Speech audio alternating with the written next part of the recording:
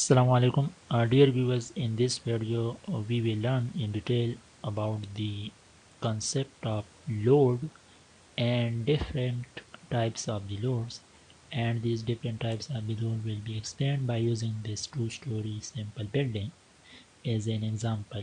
So if you are new to this channel, please subscribe for more such informative videos. So let's start. That what is meant by load in structural engineering? Load is an agent which produces internal actions in a structure or structural component.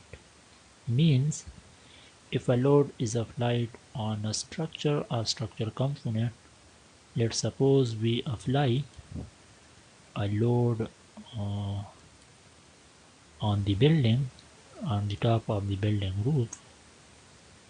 Let's suppose that this is a load P.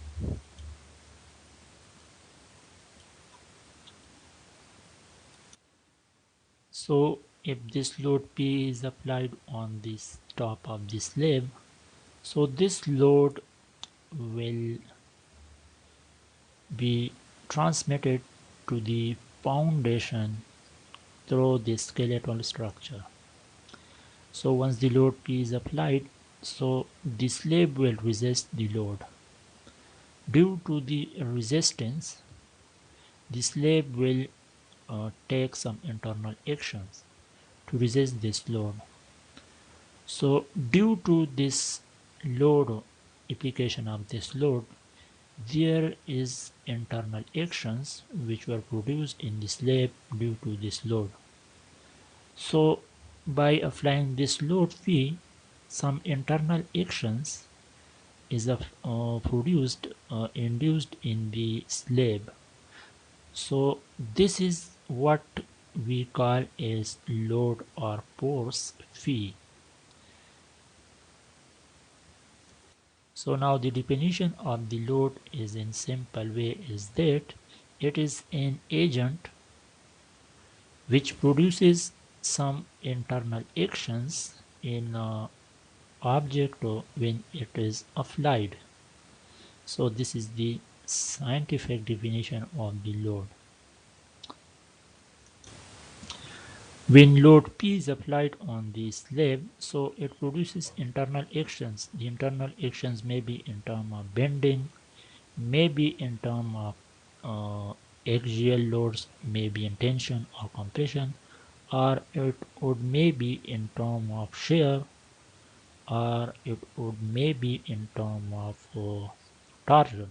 So there are different types of internal actions which may be produced by due to the application of the load P on the object or structure component. So now we have to discuss the different types of the loads.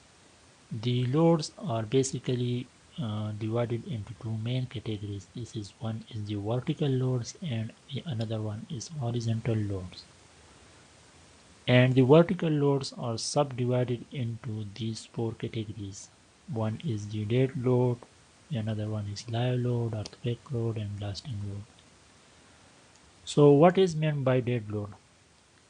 Dead load is you can see that in this building the different components of the building is acting as a load that we will consider as the dead load, because a dead load is a load which cannot change their position and magnitude with the time.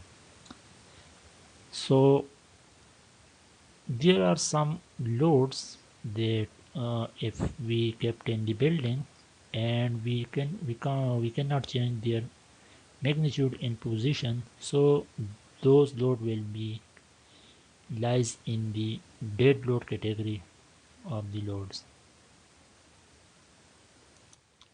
And the next one is the live load. So all those loads which changes their magnitude and position in space.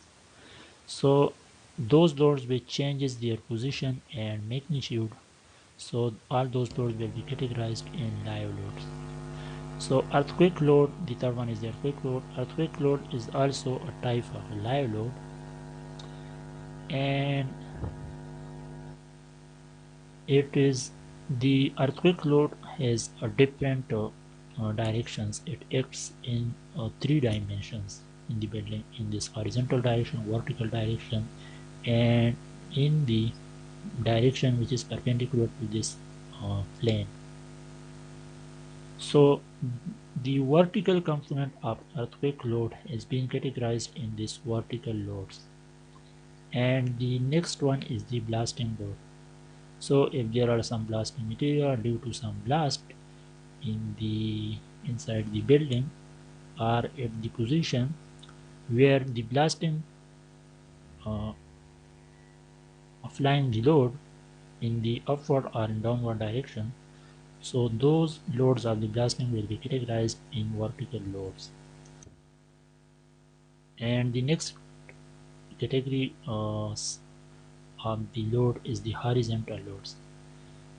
If the loads are applied in the building is in this direction, uh, either in this direction or in this direction, so it is acting in a direction which is horizontal to the structure. So those loads will be categorized as the horizontal loads. And the vertical loads, as you clear from the name, those loads which act and go vertically on the building. So the horizontal loads, or all those loads which act and go horizontally on the building or in structure are categorized in the horizontal loads category. In the horizontal load, the first one is earthquake. So those components of the earthquake loads which hit the structure horizontally are categorized in the horizontal loads. The next one is the flood loads. Normally the flood it, hit in the hit the structure horizontally, which produces the loads which push the structure horizontally. So those loads of the floods are categorized in the horizontal loads. The third one, which is the last one, is the collision. Due to the collision of some thing like vehicles or some other things which hit the structure by hitting, so those loads will also categorized in the horizontal loads category. So this was all about the loads and the different types of the loads. So now if you have any question in these uh, loads, you can ask in the comment section. And thank you for watching this video.